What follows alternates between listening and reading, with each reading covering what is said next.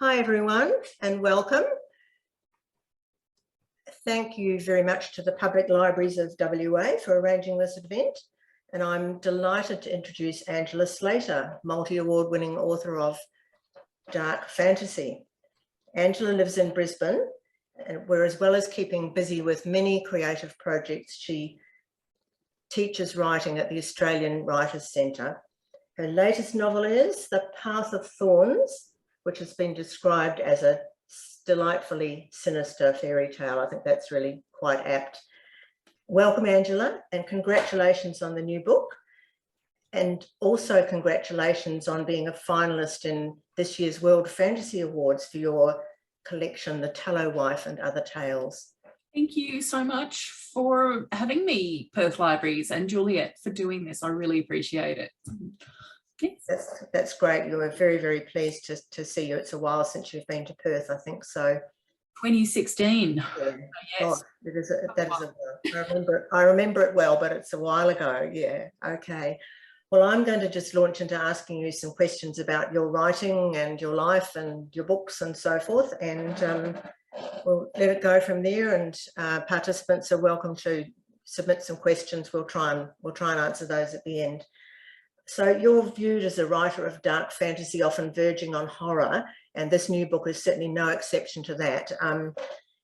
The Path of Thorns contains a lot of the classic gothic elements, beginning with the narrator, Asher Todd, arriving at a grand residence in a wild thunderstorm. She's come to work as a governess. You immediately starts to think Jane Eyre, but no, although we do sense that Asher has quite a troubled past. She doesn't tell us much about it. And Morewood, the house, has its own secrets. They just lie over everything like a shadow. Yeah, Asher's story is a lot darker and grimmer and more violent and bloody than Jane Eyre's. And her arrival certainly changes everything at Morewood for a large cast of characters.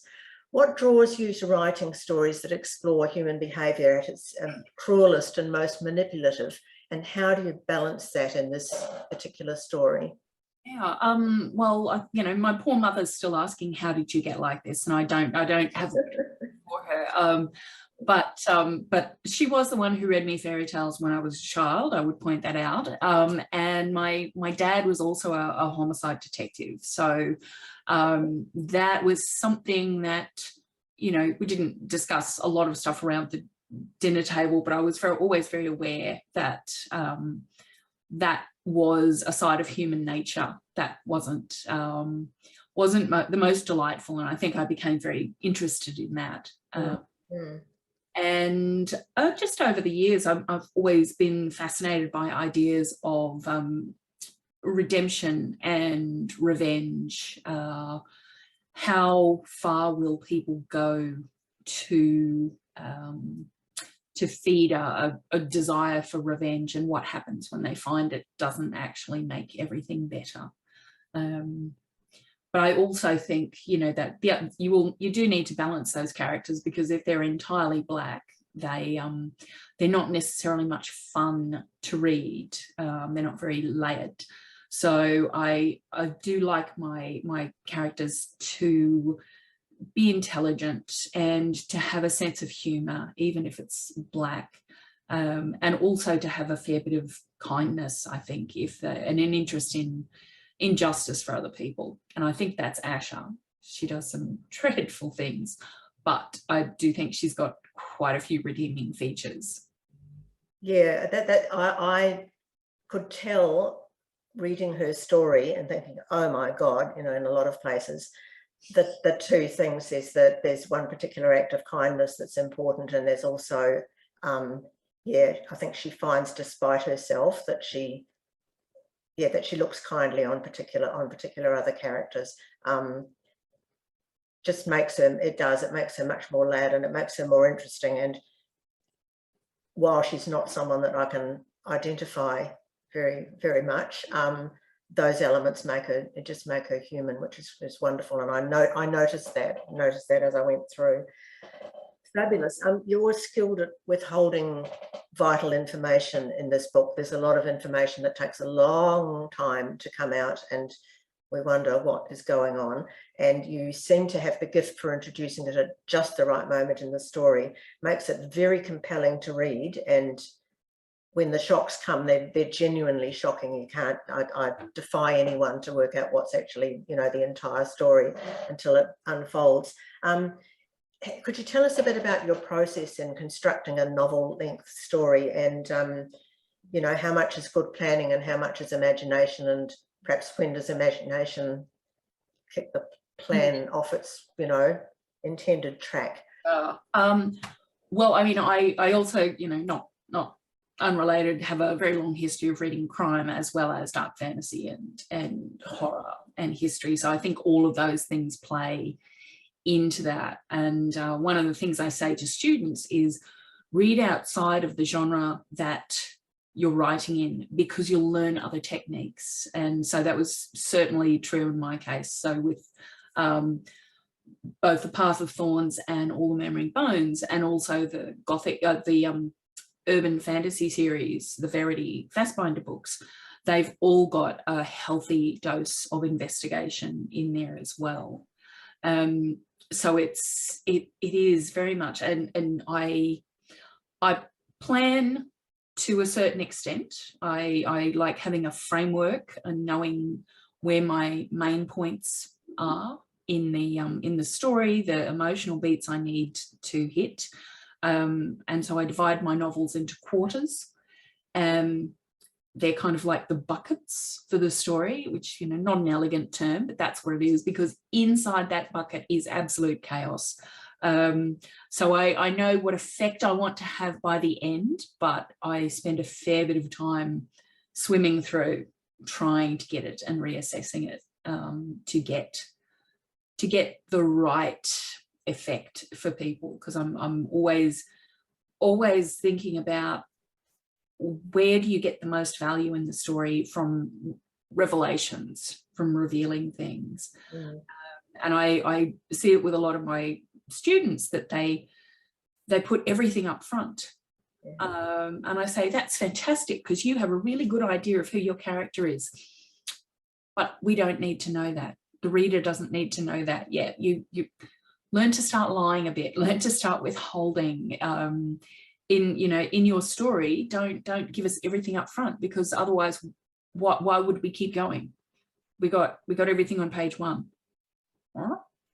So I'm always thinking about what, you know, where can I get the highest value from revealing information, and how to build to it as well.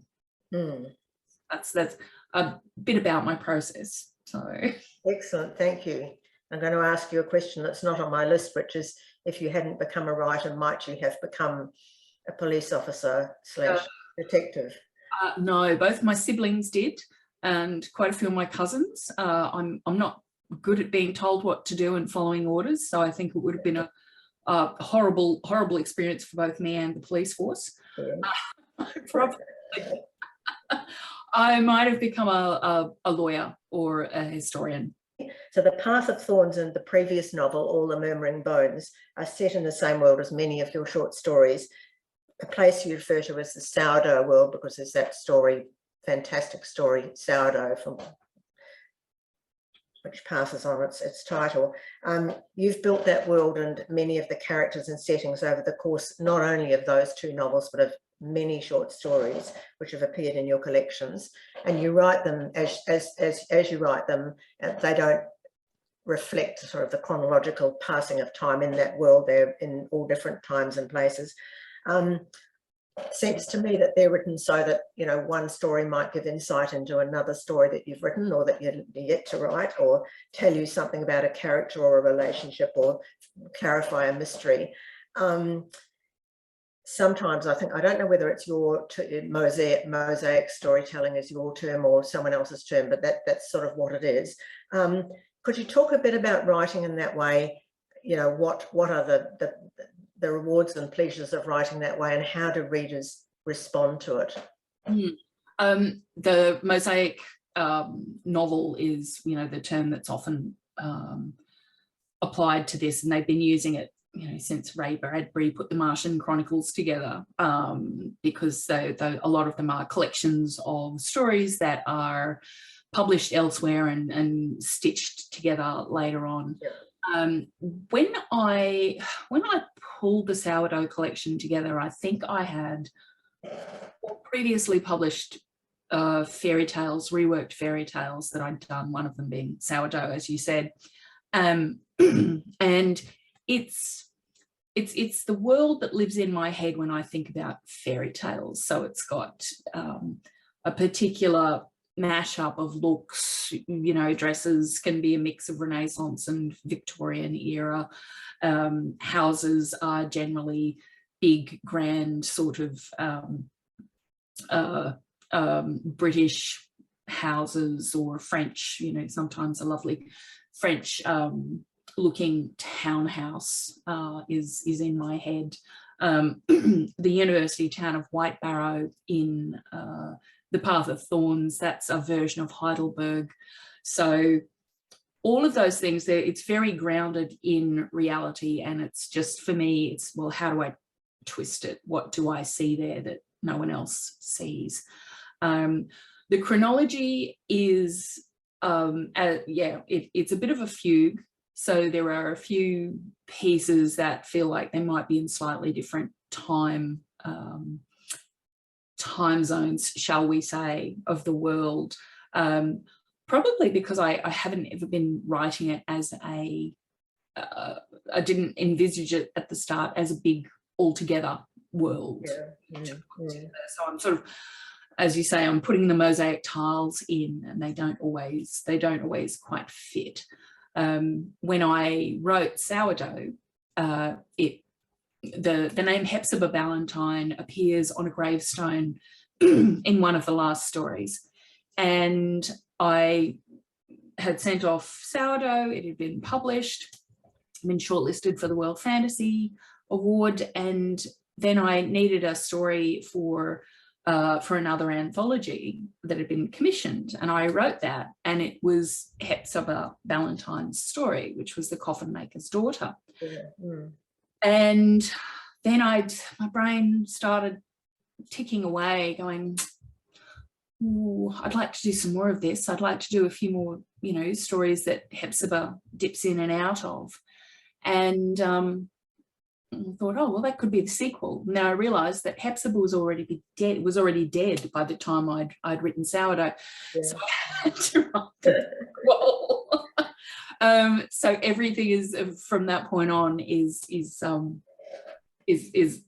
earlier story of the Sourdough and Bitterwood world. And then when I was writing, I wrote the third one, The Tallow Wife, and she took 7 years to write. So that has stretched again across a fair bit of time. And I had also done a novella for Absinthe Press called The Bone Lantern this year, which is about the early history of Lowdellen, the cathedral town. How it came to be, and it ties into one of the mysteries of All the Murmuring Bones, which is where does the bone harp come from, and it also has another link to the Tallow Wife as well. So I'm amusing myself first and foremost, and I always start with character. That's the other thing that might be why I get in trouble, is because I'm thinking about who are the characters before I'm thinking about the timeline. I don't think there's anything particularly contradictory at the moment, but if I keep writing in this world, we could end up in trouble. Well, that sort of makes an interesting question, because you're a teacher of writing as well. Yeah, I mean, I had noticed, I guess because I write historical fantasy, that apart from my earliest ones, which are absolutely totally wackily wrong in terms of the history, it tends to sort of stick in one time period and one set of sort of recognizable real world places. And so I tend to notice when I feel a mix of cultures. And I guess I felt that occasionally in yours, that the sourdough world often feels so much like England, with the stately homes and the village, you know, identities and so forth. Sometimes it feels very like Ireland, because there's in all the Murmuring Bones, there's so many Irish names. And sometimes you'll get there's an element that, like the Rosalki, the water spirits, who come from Eastern Europe, and they're sort of in the same world. And also sometimes, you know, that as you said, you know, different eras, like the clearly rather Victorian feeling Morwood, and the governess and the servants and so forth, and the clothes that people are wearing, and sometimes an earlier period. So I guess the general, you know, and as I'd mentioned before, you know, we've got the authoritarian household at Morwood, and the same-sex marriage that's quietly, you know, occurring in the town nearby, and no one turns a hair, so obviously that's fine in this world. So I guess an aspiring writer might ask, when do you have the license to mix cultures and mix periods and so forth to create the world of your book? Is it okay? What things are okay to do? What things are not okay to do? Or does it matter? Can you do anything you like because it's a fantasy book? I mean, on one hand, you can do anything you like. But on the other hand, it's like anything. You need to know the rules before you break them. Yep. And I'm an enormous reader and have been all my life. So I have read a lot of history. I have read a lot of folklore and fairy tale, books of myth, religion. All of those things feed into. So I've basically got this, I was going to say a treasure chest, but it's more like a magpie mind of interesting little bits of information. There's a story called Ash in the Sourdough collection, and that came from reading in Alison Weir's Isabella, She-Wolf of France, which is an historical biography. She's one of my favourite biographers. That Queen Isabella was apparently burned in a castle fire, and there's very little historical information about it, but there is like a doctor's receipt in the account books and that kind of thing. And so I started thinking, what would a woman who's, and this wasn't Isabella, this was, you know, a different woman I started to think about, Gwenllian, what would someone whose only currency is their beauty, what would they give to get it back? Because her entire life as the mistress of a bishop depends on her beauty. So if that's gone, what will she do to get it back? As it turns out, do a deal with a witch. So that was, you know, that's the sort of story spark that comes from reality and then gets carried away into the fairy realm in my brain. So I think you need to be a big reader, and you need to make sure that everything feels like it fits together. Yeah, that's such a big thing. So how do you know if you've gone too far? Well, if you're writing a Victorian era Jack the Ripper inspired Gothic novel, but suddenly there are werewolves with ray guns, then you might be going a bit too far. That may be tipping it over the edge, yeah. Or you have to be really convincing about why they're there until people go, okay, werewolves with ray guns, sure. Yep. The internal logic of the invented world, yeah. Couldn't agree more about suggesting that people read as widely as possible, and certainly reading history. If you're creating if you're going to change history, you definitely need to know what the history was to start with, and then you deliberately make your changes and you make them work. Yeah, great, that's good. Yeah, it makes me feel slightly better about the tweaks that I've made to history in order to, you know, have more appropriate relationships between male and female in particular. Yeah, great.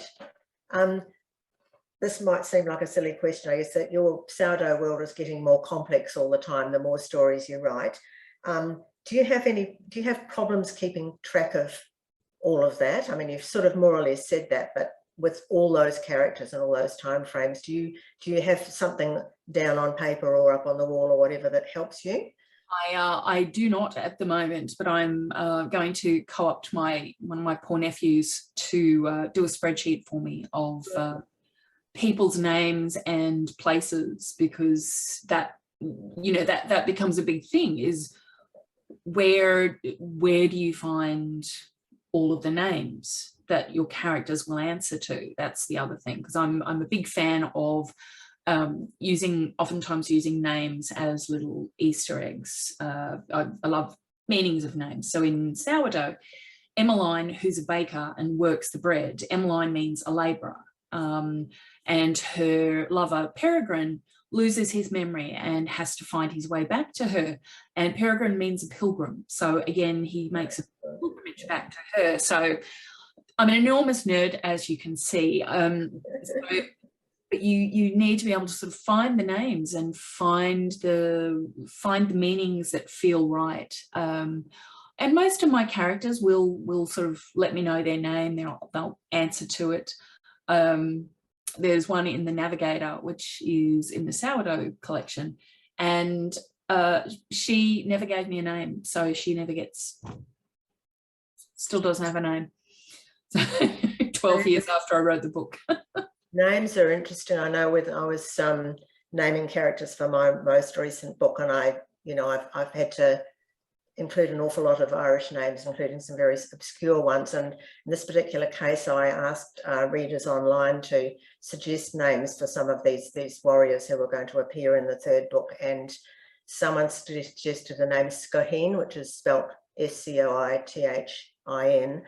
And I thought, oh yeah, that's quite a good one, Scohin. That sounds warlike. And I looked it up, and it relates to a term for blossom.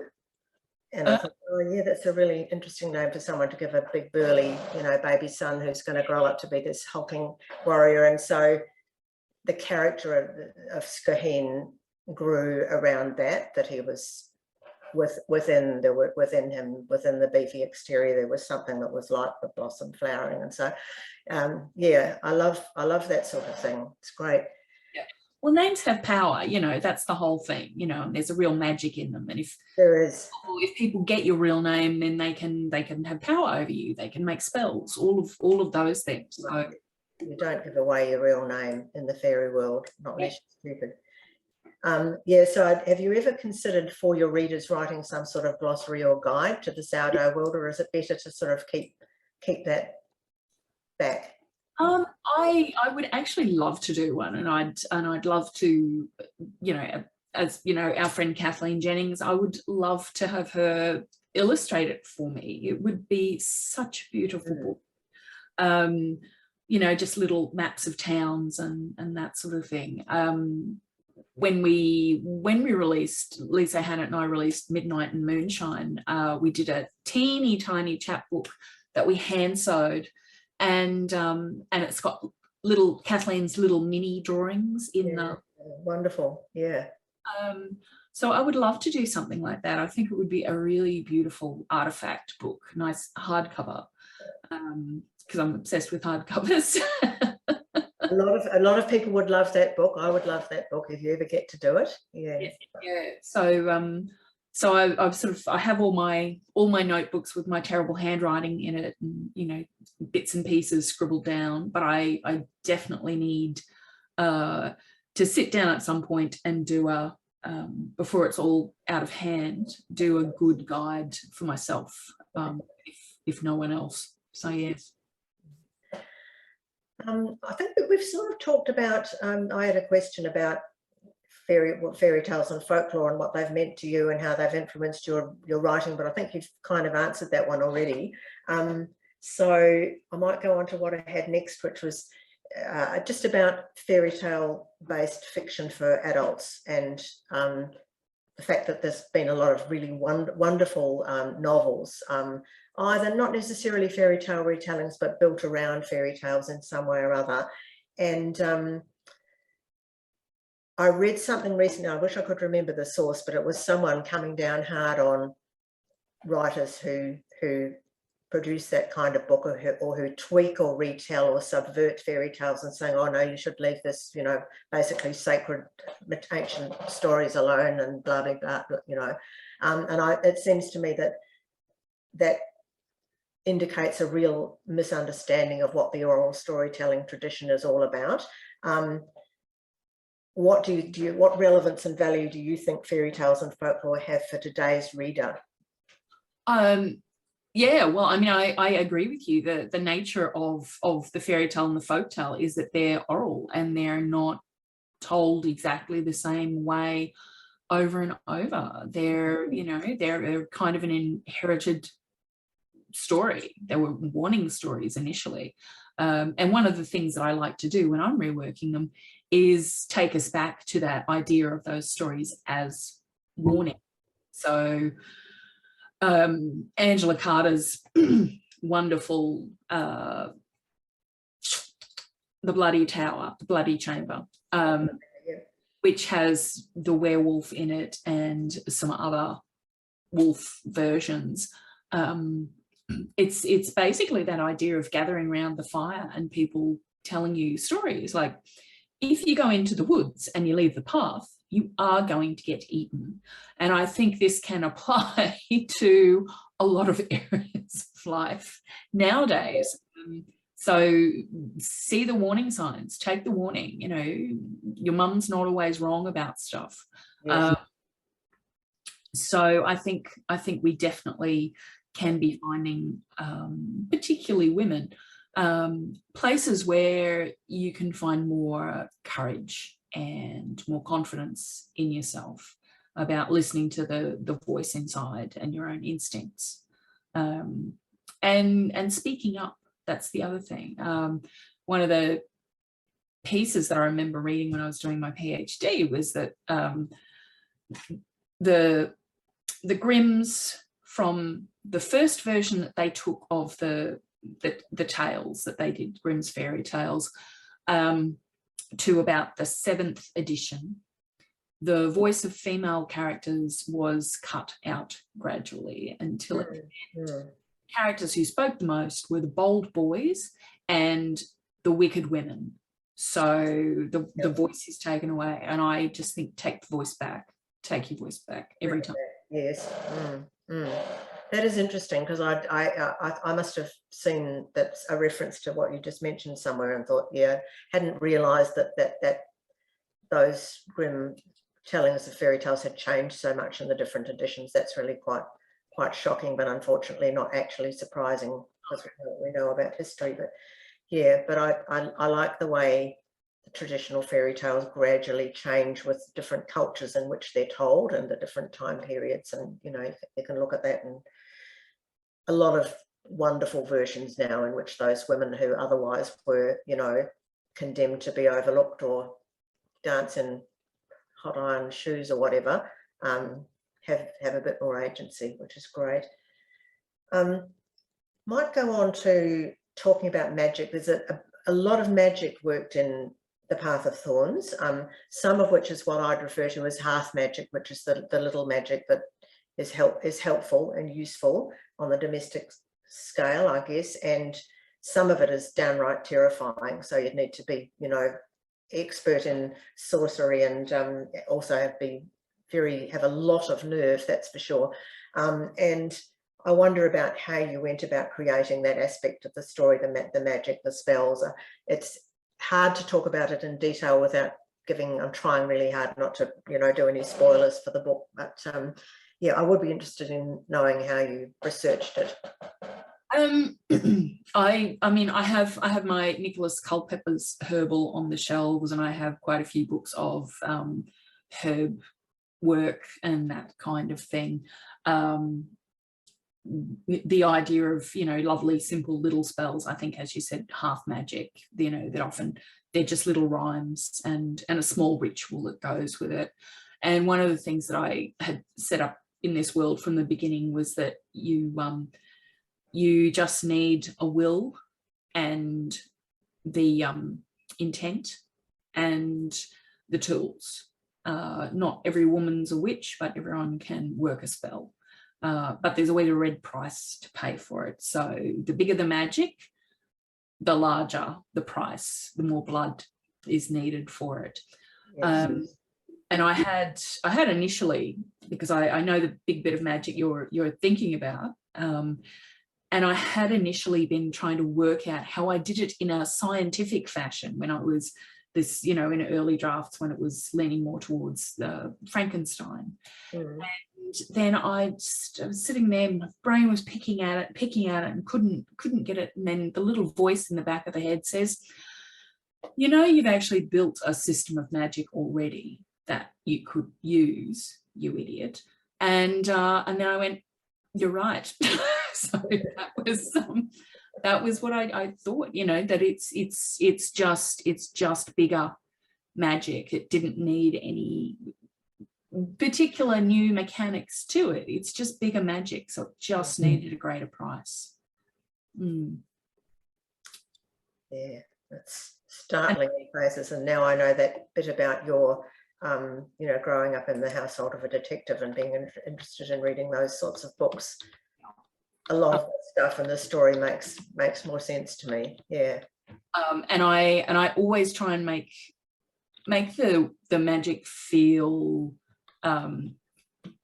appropriate to the time. So I don't tend to read modern magic books or anything like that. It's got to feel like it's coming from old books, old grimoires, that kind of thing. Is that a question from someone has asked a question, what are the mechanics of the magic? I'm not sure whether you can answer that without spoilers, but well, the main mechanics for magic in my world is blood. So you if you want a small effect, then you can cut your finger, and that is your price. That's the red price you pay. If you want bigger magic, there has to be more blood. Yeah. So I think that's as very good answer as I can make it. Maybe we'll have a little chat about characters. You create some really memorable characters in the Path of Thorns, from the estate handyman Eli Bly through to the matriarch Leonora. And I feel like all the characters, and I've initially wrote in my question secondary characters, but you know, every character comes across as a real individual. I did especially like the development of Ash's relationship with the three children, who again, the three kids are all individuals. And I love the staff at Morewood, the retainers, Burden and Mrs. Charlton, and various maids of certain different types. I especially like them because perhaps I have recently been in Ireland, and I've been staying in a stately house, a castle no less, and one of the wonderful elements of that household at the castle, I mean, there's the Earl and the lady and various other people, but there's a group of retainers, the butler, the cook and the housekeeper, some of whom have been there for a long, long time, and I went, you know, sort of met them this time just after I'd finished reading The Path of Thorns for the first time, and I thought, there's, you know, the servants, or, you know, they're not really servants, but they're, you know, they're more than servants. They have a great character and individuality. And for us, going back there to visit after that was my third stay there, thought they're really the heart of the house. They hold everything together. They have to be super strong. They have to have all sorts of wonderful qualities. And I inevitably thought of them when I came back to read the book again. Yeah, and you know, all your characters are great. How do you go about creating believable, real, you know, in-depth characters? And also, do you have a favourite character in the book, and why? That's a silly question, but I thought I'd take it on the end. I think about what they want and what they need, which is, you know, always good advice if you're writing for your characters. But I often make a mistake, and I do this every time I write you know, a novel or a short story. and at least I know I do it, so I can go back and fix it. And then I make the character too perfect. I give them no flaws, and it's, well, how, that can't be interesting. If if they have no flaws, there's nothing they want in life. They won't do anything terrible to gain something. So I have to think about, what's their wound? Why? Where are they hurting? Where are they bleeding internally? And for Asha, it's one particular relationship, and she's, you know, it's another thing with her, that everything she does, you can see why. You can see back to this childhood and this upbringing and everything that's happened to her, and that a lot of what she's doing is to try and escape for, you know, this last time. One last job, let's just get out of here and then you're free, kind of thing. I think she's my favorite. I know her very well. She's, you know, and initially when I was writing, I was thinking a Jane Eyre kind of character, but my favorite Bronte book is actually Villette, which is the lesser known version, and I think Asha has a lot more in common with Lucy Snow in that book as well. Resilience and reliance, and I think that's a self-reliance, are big parts of those characters. When I was dreaming up Leonora Morwood, the matriarch, I was thinking, well, what has she lost? So when we meet her, she's quite fragile. She's quite frail. She's in a bad position. So the reader, and she's also very sparky. She's still very bright. She and Asha, the first time they meet, they connect on fairy tales, on telling tales. And she's also very charming. So she and Asha, you know, begin this, develop a very close mentor-mentee relationship in a lot of ways, so that when Asha helps her to become less fragile, she sort of shows that she was never really a wounded wolf kind of thing.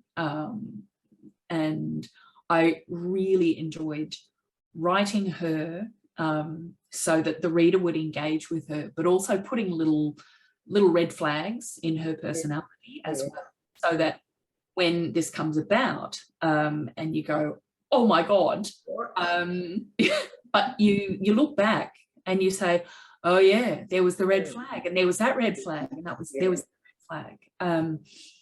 And as you say, you know, even the secondary and the tertiary characters, the big thing for me is that those characters shouldn't just look like they have been tossed in because you needed someone to point a direction. They should feel like they've had a life before the story, and they'll have a life after the story goes on, and you never see it. So one of the author I probably learned that from, I think, to most effect, is Irish author John Connolly, who does it with his Charlie Parker series. And you know, the least character is still given in one or two lines the sense that they are fully rounded. It's quite a feat. So yeah, that's amazing. Yeah, it's really, really good. Well, thank you for that. I have to say, I think a lot of readers would be interested to think about what happens next in Asha's life after the end of that story. We don't know. And that sort of leads me through to asking about what you're going to be writing next, or what are you currently writing? I know you've got more novels coming for Titan Books and some other interesting projects. So would you like to talk a bit about that? Yeah, I've got, for Titan, I have the next book, which I'm a third of the way through, called The Briar Book of the Dead, which again is set in the sourdough world, and anyone who's read the novella of Sorrow and Such, it relates to the descendants of a character called Gilly, who was in that story. And the character of Ellie Briar is the only girl born into this family of the Briar Witches who has no magic, who has no power.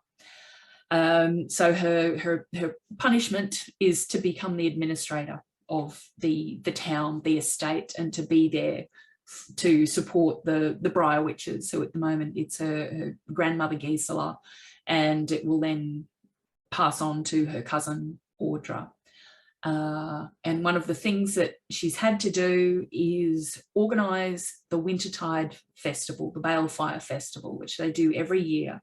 It's the first time she has organised it, and it has to go well because it's the top layer of meaning is that it will keep the village of Silverton safe through wintertide. And the other layer that no one else but the Briar Witches know is that it keeps them safe from burning. So it's kind of a ceremony for them. They sacrifice the woodwife, the tree witch, in this ceremony. So, and they sort of chant, "She will burn, so we do not." Of course, something goes wrong, and the ticking clock starts for Ellie to have to find out what went wrong.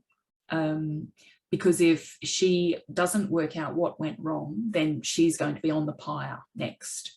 So it's probably a bit more of a detective story, I think, but set in the fairy tale world. So there's that one.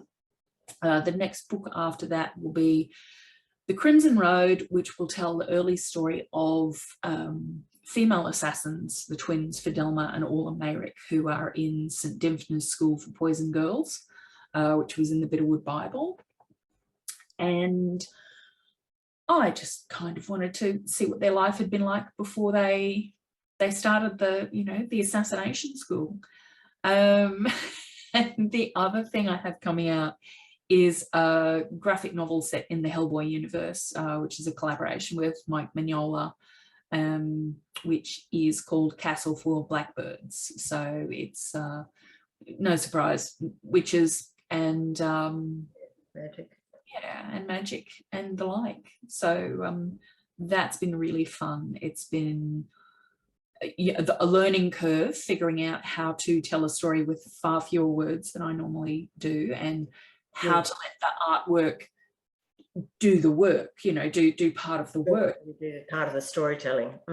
As opposed to just a decoration. It actually, it takes a lot of the weight. Yes. And that's been so much fun. So one of the things I'm sort of doing in my very rare spare time is adapting a couple of my own short stories into scripts, which I am hoping to present to, a couple of comic book purveyors, shall we say, publishers, and see how that goes. That sounds great. Yeah. So that's kind of what I'm working on at the moment. Excellent. Like almost more than enough to do, but I'm sure you'll be able to do all of it brilliantly. Hopefully. We have a question which I should have probably picked up before because it's back on characters, which is, do the characters come to you fully formed or do they gradually appear over time? Some of them come fully formed, and I have their voice and I have their name and I know how they'll talk. Some of them are a bit of a mystery and I have to dig around, and they don't make it easy for me to find out about them. There is a character in the Path of Thorns who I was absolutely certain was going to be killed off, and I did kill her off in the first draft, but it didn't feel right. I sent it off to my editor at Titan, who sort of came back going, "It's great, but I don't think she should die." I'm so happy you said that because I don't think she should die. So I saved her and sent her off into the wild blue yonder. So she's sort of floating around there, and I have a vague thought that maybe there'll be another book where she comes and knocks on Ash's door at some point. They return, yeah. So You never know. Oh, here's a curly question too. Magic has a lot of history. What books would you recommend for people to research magic? Oh gosh, that is a huge question. Yeah. Maybe I will have a think about that and I can pass it on to the library if there's going to be some notes later on or something. Or I can post it on my website if anyone wants to go and have a look. That sounds like a good idea. You really need to Make a note to self. So researching magic. Yeah. And there's another magic question as well. Just let you finish writing yourself a note. And someone else has asked, what are your thoughts on hard magic systems versus soft magic systems? I'm not entirely sure what that means, but I hope that you do. Well, as I understand it, hard magic is probably going to be really stringent laws about what you can and cannot do, and the soft magic systems are wibbly wobbly magicy wagicky, I guess. So I am probably more in favor of a softer magic system because it is more flexible for when I'm writing, and that's just the kind of writing I do, but every author is going to be different, and they will choose what they require. Okay, and another question there from somebody, do you let the story unfold as you write, or do you have a storyline and ending already in mind? I generally have an idea of how I think it's going to end.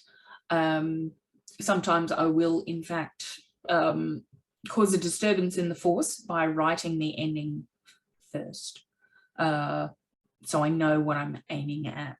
I might have a particular scene or an image that I'm working towards, and the Path of Thorns was one of those. So I ended up writing the ending before I had actually finished the front part of it. I think I'm going to squeeze in my optional question, which was this. The issue of injustice to women, whether it's societal, individual, comes up frequently in your work, maybe partly because of all those fairy tales in which the women, you know, come to a sad end or are marginalised or robbed of any agency. There's one particular story thread in the Path of Thorns that illustrates this well, especially relevant in view of recent legal developments in the USA. In this part of the book, Asha goes out of her way to help a woman whom she dislikes strongly because she sees the injustice in that person's situation and because she actually has the skills to help. Do you think there's an underlying theme in all your work about justice and women's rights in particular? I absolutely think so. I really do. And I, particularly with this thing that we're talking about, Asha really does not like this character, but she's not petty. So, you know, I think to withhold help from someone out of pettiness is a greater injustice. One of the things that is often commented on in written fairy tales is the lack of collaboration between women in those fairy tales, and that's basically because there's only one prince, and the whole point is that you're meant to win the prince, so you can only win one, you know, only one can win, so everyone's competing.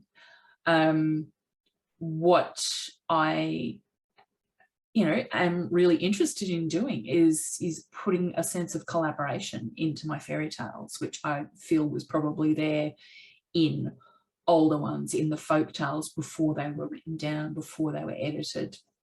So yes, so justice, trying to help each other even if, you know, you disagree on things, and if we're not on our side, no one is. No one going to look out for us, as is being amply demonstrated in the US at the moment. Yes. Yes. Absolutely. Thank you. Now I have another one from somebody, which is, do you have any favourite magical worlds created by other authors? And if so, why? I think probably Tanith Lee's very old The Flat Earth series, which is 4 books. Night's Master, Delusion's Master, Death's Master, and I can't remember the last one. Someone or other's daughter. And I think they've been re-released recently by Emanian Press in the US. And they're a kind of a version of almost 1001 Nights with a lot of magic mixed in. And it's probably one of the reasons that when I put Sourdough together, it's why I chose that shape, because her stories are a mosaic collection as well, that's all linked together. So she is probably my main one, I think. Yeah.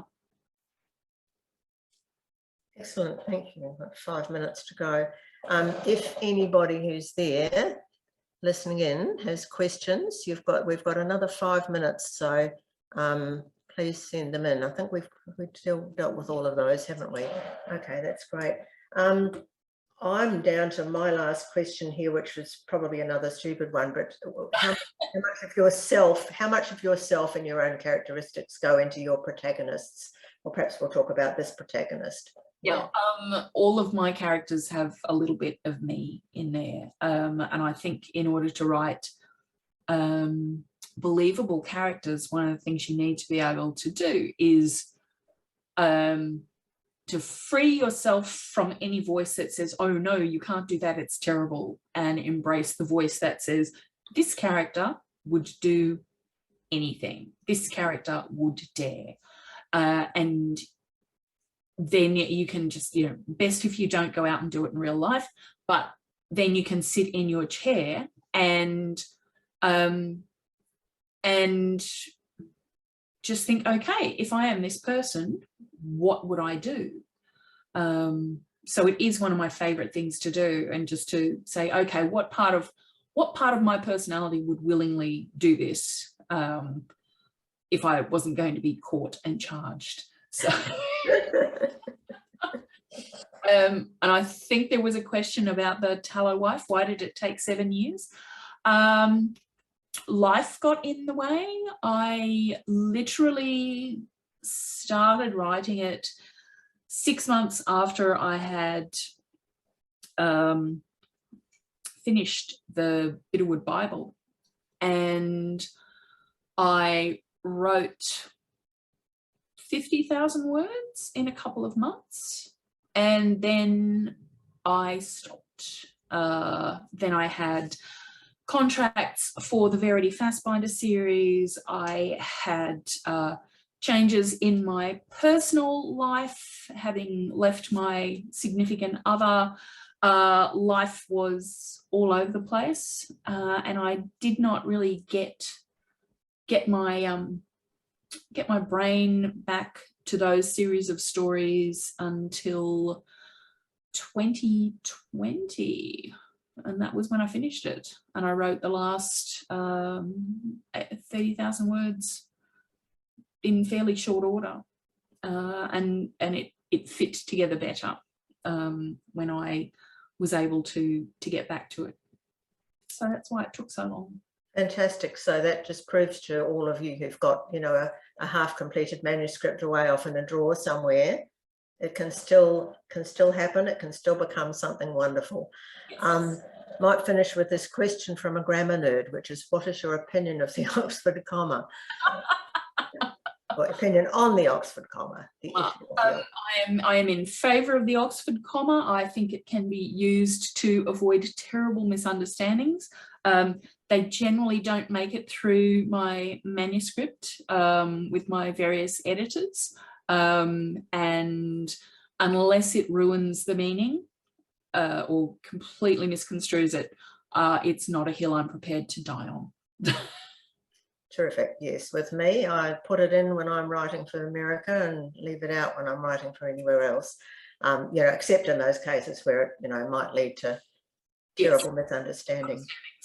Well, we must be just about out of time, so I just want to say thank you very, very much on behalf of everyone who's been tuning in, Angela. It's been entertaining and insightful and generally wonderful. So we really appreciate you giving us your time and effort. Thank and you. Good luck with what comes next. Thank you for having me, and thank you for the questions. And I really appreciate it. It was lovely and calming to see your puppies in the background, I have to say, Juliet. They've been quite good, which is great. Wonderful. Didn't rush to the door barking even once. Thank you so much for this evening. It was very enjoyable. Thank you.